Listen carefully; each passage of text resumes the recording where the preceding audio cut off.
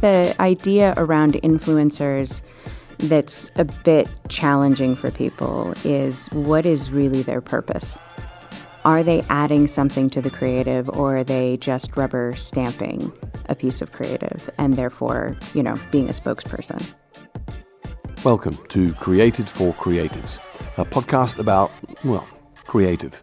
I'm Ralph van Dijk, your host for this episode, where I'll be interviewing two jury members on quite diverging categories at the 2022 London International Awards. Tara Ford is the Chief Creative Officer of the Monkeys in Sydney, and she's on the integration jury, so judging work presented across multiple channels and platforms. You've got to show that you built on the idea and there was a reason it was in those platforms and it got people at the right time and it said the right things. And Melissa Eccles, who's on the digital and social media and influencer jury, and she's the head of West Coast TikTok Creative Lab. So my job is to help people make entertainment and not ads. So, Tara, Melissa, thanks for stepping away from the judging. And before we get into the meat of the awards, I'd like you to share something about you personally, right? So something that affects the way you work and helps you do what you do. Something about me that I think has changed the way I approach the work is I'm dyslexic. So I tend to make a lot of connections to things in different ways than a lot of other people see them. And I think that's been really useful in a creative field. Absolutely, yeah. All those neural paths going in multiple directions. It's like total chaos in my brain. You're well equipped for this role. Tara, what about you? I'd say having 4 boys puts a perspective on things. You always can talk about what's happening in that kind of age bracket. I always talk to them about work, and that's quite eye-opening, what they think. And then the other thing is my dad was in the military. He was quite high up in the military. So I find that has influenced, especially in the kind of management area of things, has kind of influenced creativity and corporate life. Wow. A parent from the military who's growing up in a household with that influence, yeah. And you're now trying to manage and run an army of 4 boys as well. Yeah, I'm not using all the same tactics, I will say that, yeah. Well, clearly you both are in this industry because you love making shit. Okay, so let's make that assumption for a start. And you both have enough awards to sink a ship. Given the seniority of your roles, are you finding you have enough time to scratch that itch and are making enough of that stuff? Or are you finding yourself managing other people who have to make it? Before I answer that, I'm here speaking on behalf of myself as opposed to being here representing the company. There's never enough time to be making all the things you want to make. I think it's a people-first approach for me, wherever I am. So I find a lot of satisfaction in helping people bring the best of themselves out creatively to make the things and being additive that way. So I think my creativity has changed in a lot of ways by really trying to help inspire, which I know is a cheesy term, but it works in this scenario, to help them do their best work. And, that's a transition. It takes a bit to kind of take a step back and realize that you're not going to get to be as hands-on because you're hampering people's growth when you get too involved sometimes too. And they need to figure things out on their own, knowing they have that resource to come back to. I think that's exactly right. It's not about me anymore and my creativity at work anyway. It's really about helping other people shine and be magnificent and bring what they've got to the table, which will be totally different to what I've done in my career. And that's brilliant. That's the point. Great.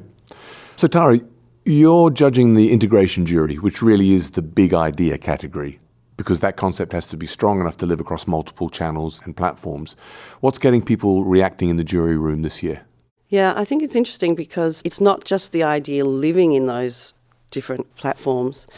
It's really about the platforms adding to the idea, doing something different, getting people at a different time in the customer journey, obviously, but also doing it well for that platform and just adding to the overall story. So the ideas that do that really well are the ones that are resonating. There's been a couple of ideas where it's brilliantly done, but it looks similar in the TV as to how it sounds in the radio, how it looks in print.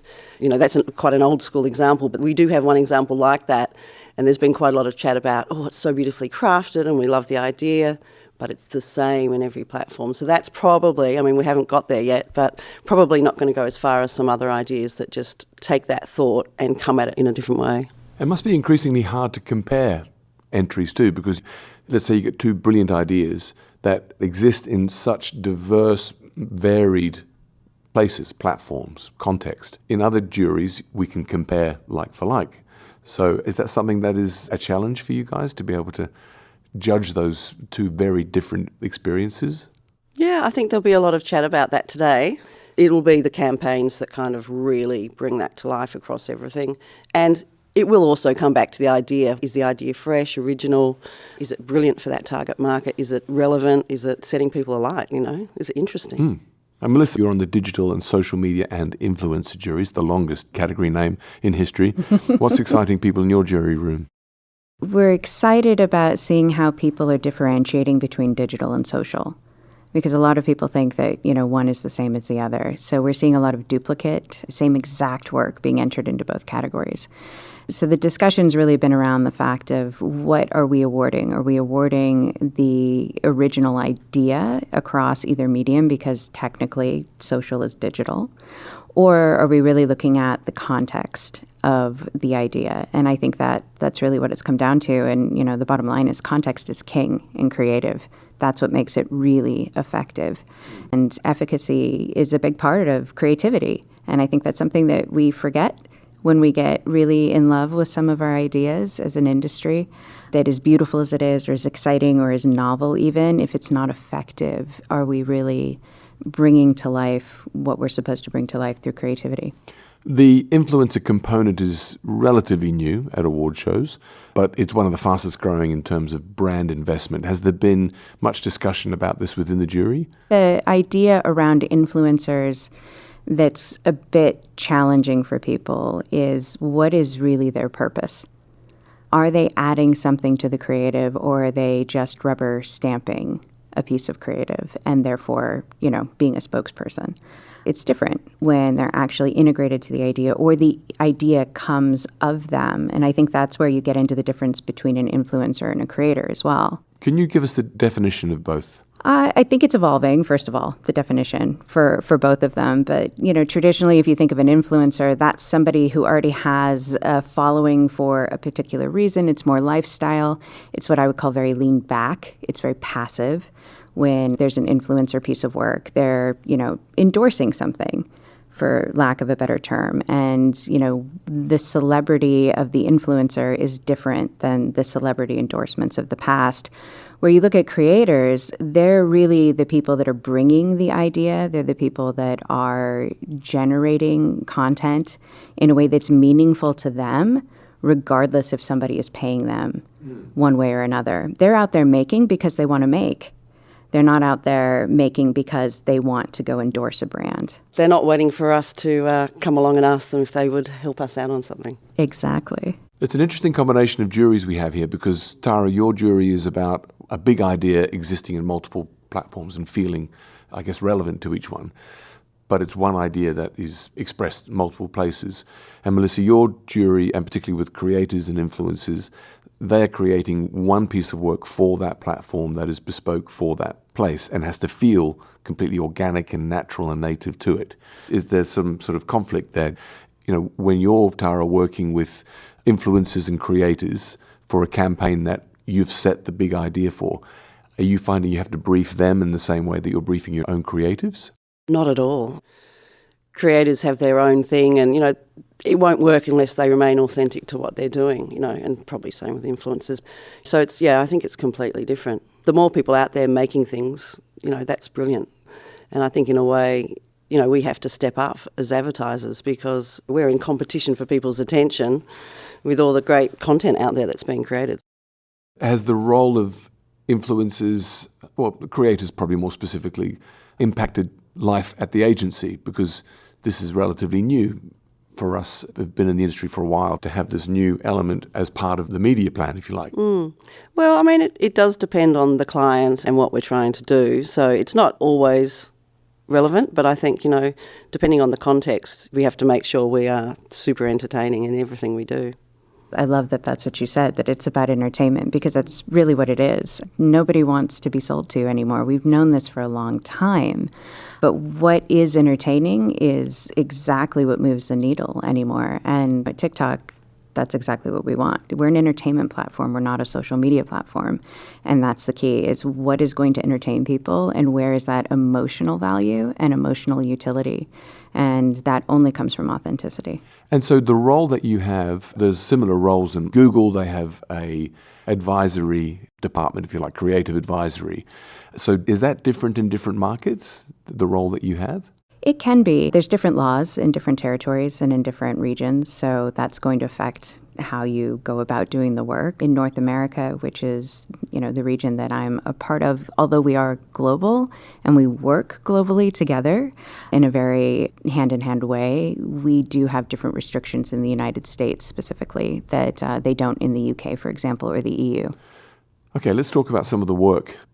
And we are very keen often to talk about the work that we love, but in terms of the work that isn't making it through, tell me, Tara, what are some of the common traits of the work that's making you go, It's not integrated. Ah, okay, that's a fairly important... Yeah, well, you would think so, but, we're still seeing work that we're counting up, like where was it, seeing a little bit in the case study where we see all the social media posts moving around, it was huge on... So it's like, is that part of the campaign? That's just the reaction to it, So that's interesting still because there are things in there that are not integrated. Okay, that's a good learning for everyone out there. Yeah, pay attention. You'd think. Read the category description. Melissa, what about for you? Same thing. Just because you actually publish something from a campaign on social media does not make it social in nature. I'm a bit surprised to see that people are still struggling with that. Also, TV on the web is not digital. And again, this is something people should have figured out 10, 15 years ago. And what about then any specific advice that you would give to people who are entering next year, for example, Melissa? Is the idea really contextual to the medium that you are entering it in or that you're creating it for? Is it driven completely through that use as a tool? Is it digital native? Is it something that can only be done digitally?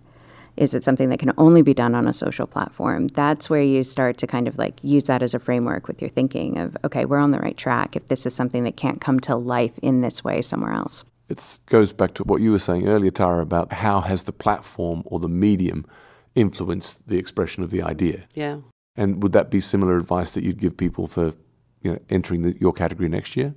Yeah. Don't just think to yourselves, this campaign we had, it was in 3 or 4 different places, so we'll put it into integrated. You've got to show that you built on the idea and there was a reason it was in those platforms and it got people at the right time and it said the right things. Quite often we're seeing a lot of case studies, they feel like making ofs, It's like, don't just tell us what you did. Talk to us about how the idea unfolded. And the other thing is we are actually looking at whether or not it's effective too. Quite often it's like, there was a coupon there. Okay, they'll know exactly how effective it was, but yet they didn't say anything about that. So that's always kind of interesting as well, even though it's not an effectiveness category. It's got to be real, so I think that's something we always look for too. Yeah, impact is really important and definitely +1 to what you're saying.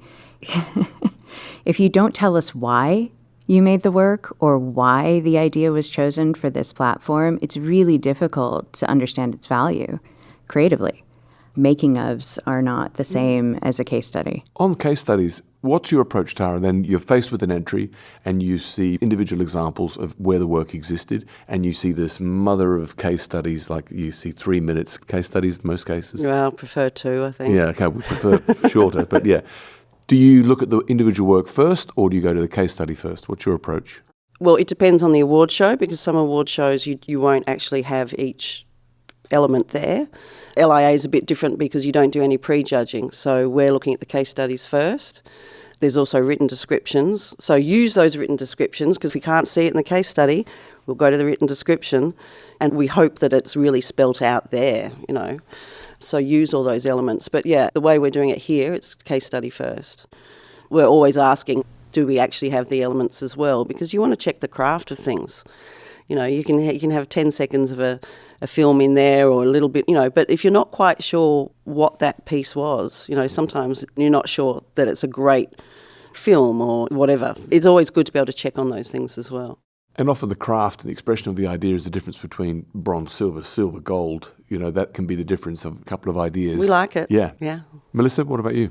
I think, when we're talking about craft in this particular category, I think the new definition of craft across social and influencer and creators specifically is authenticity. So how authentic was this, or how square peg round hole did this feel? So that's something that we're really spending a lot of time discussing. I think, too, when it comes down to the way you're presenting the work, the written part is so important because it gives you an opportunity to express something that maybe can't get covered in the case study, especially if it's part of a larger campaign. So we're seeing tons of integrated campaigns that are coming across the digital and social categories because they had elements of each of those in the integrated. I think the other thing that's been a bit challenging, too, is this idea of blitzing the award categories. So craft is a great example. We saw one piece that was a film, and it was a beautiful kind of anthemic piece. And in the film category, I think it would have done extremely well, and I hope it did, and was awarded for what it was, but it wasn't social and it wasn't digital. And yet it was entered in all of those categories and craft for all of those categories. So we saw this one piece probably 16 times. And every time we saw it in a category that it really didn't belong in, it actually created this negative attitude towards it, which, we try to check each other and go, whoa, okay, well, let's take a step back. Let's not give it strikes against it just for that reason. But if there is a piece of advice when you're thinking about how you enter, be intentional about where it goes. And, sure, if you're not sure, go ahead, put it in multiple categories. But doing it just to see if you can get your volume of awards up is not something that creatives are really happy about. That's a really good point. The psychology of that is just, it's like, oh, these people, they haven't thought about it. Do they really know what this piece of work is, The first time I noticed that, I was jury president at Cannes for audio, and Dumb Ways to Die was winning everything. I remember that and won year. everything. We all remember that. Yeah. But that was my first example, I guess, firsthand, where I'd seen one piece of work absolutely blitz everything. And I wonder if that's influenced the way other people have entered since. I think it's a numbers game. And, I have great empathy for that kind of thinking, too, because as agencies, the role is changing of where the role of an agency is. There are platforms like us that are offering services that could be interpreted as competitive to agencies, although our job at TikTok is to work with creative agencies and brands and creators, not necessarily to work against anyone. And so I get it. You want to be as effective as possible. You want to show your prestige as much as you can to capture the work. But I think it's also about who's entering the work. We were having a discussion about how terrible, actually, one particular entry was done. Not the work, but the way that the entry was actually created. There was a link that was wrong. The description wasn't great. And I reminded everybody that these are interns usually that are actually doing the physical labor of the awards entry and going through and doing all that. And so, bless them for being there and taking some of that load. But without any direction, really, they don't often have an understanding of what was important to talk about that work because they weren't involved in making it. And so, maybe enter less, but do it with more intention. Not that any award show wants to hear that, but... I know there's the business case, but what you're saying has been echoed across multiple juries. And in the jury that I was in, absolutely the same thing. They shoot themselves in the foot by sort of reducing the currency of that idea because you just think, no, this is wrong. You haven't thought about this. Yeah, you're not going to trick anyone into it. And quite often we'll see a piece of work, it comes up a couple of times, is it in any other categories? And then when you get to actually awarding, it's like, okay, but which is the best category? So we do that in the room. So it's not like we're going to go, oh, that was gold there, so it's going to be gold here. It's just not the way it's done. The experience of judging at LIA, the example you just gave is one where the jury is asking questions about other juries and other categories and the ability to take a step back and move things at the end of the judging session as well. You see what's gold, silver, bronze, and then you look at the category itself and there's an opportunity to just go, wait a minute, have we just post-pandemic generosity, what's taken over? So you have an opportunity to mold things. For me, that's a really important component of this show. Is there anything that you've experienced, Tara, that you find is different judging at LIA and the experience in the jury room, the environment? I know we're in a casino. Apart from that. I don't hang out in casinos, so yeah, that's different. I think it's a very different show, actually. The fact that you don't do any prejudging and you come here and you see the entire body of work, and those people in the room are the people who are going to judge it all the way through the process. So you have seen every piece of work. I think that's really, really good, and that's quite different. It doesn't happen in every awards jury. There's a lot more conversation about the work as well. I mean, this is my first in-person jury I've done since COVID, so that's amazing. I think you get to talk about the work and, you know, the wider kind of creativity, I guess, with your jurors a lot more when you're in the room, obviously. But having that process all the way through is brilliant. And, you know, we haven't got to the end of judging yet, but being able to shape the whole thing at the end, I imagine that's going to be brilliant, you know. So it's more relaxing kind of going through that process.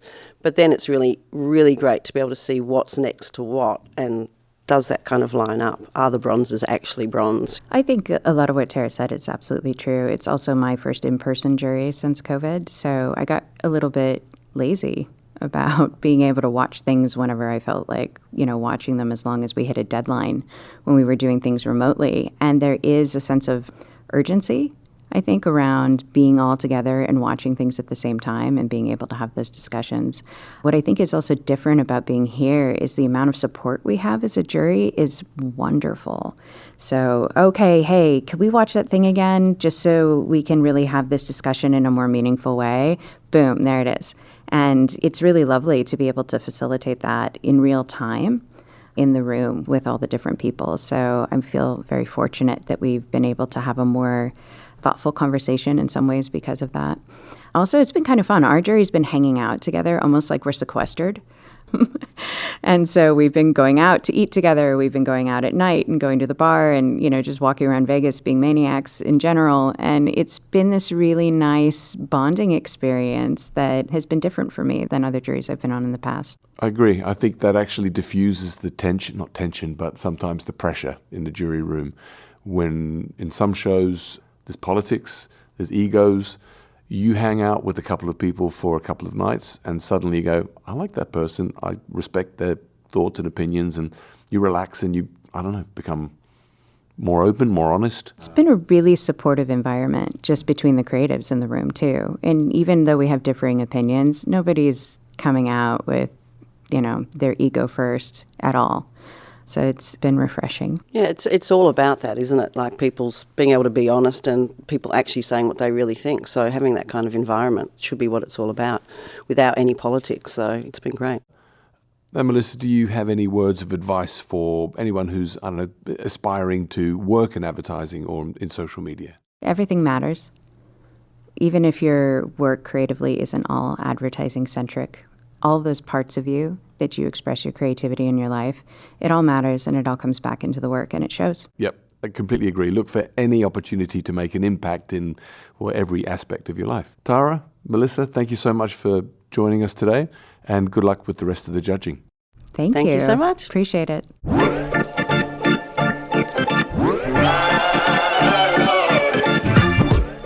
Melissa Eccles is the head of West Coast TikTok Creative Lab. She's judging in the digital and social media and influencers category. And Tara Ford is the chief creative officer for the Monkeys on the integration jury at the London International Awards here in Las Vegas. I'm Ralph Van Dyke, founding creative director of Eardrum and Resonance Sonic Branding, and I'm one of the 3 hosts of Created for Creatives. The producer is Sarah Knights, and the theme music is by Brian Yessian of Yessian Music.